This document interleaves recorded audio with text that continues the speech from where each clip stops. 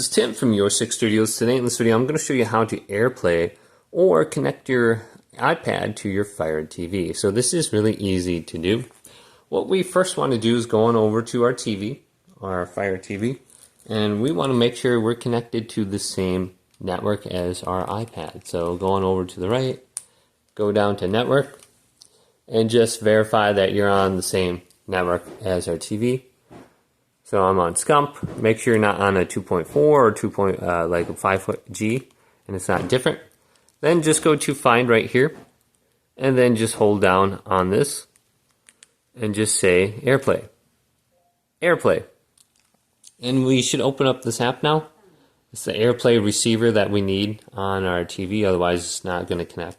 So get this one right here. You can get AirScreen too, or there's some other ones. But this one has simply the best ratings.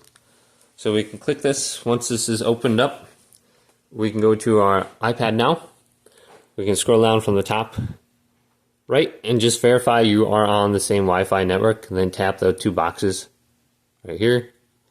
And you can see it says my TV name.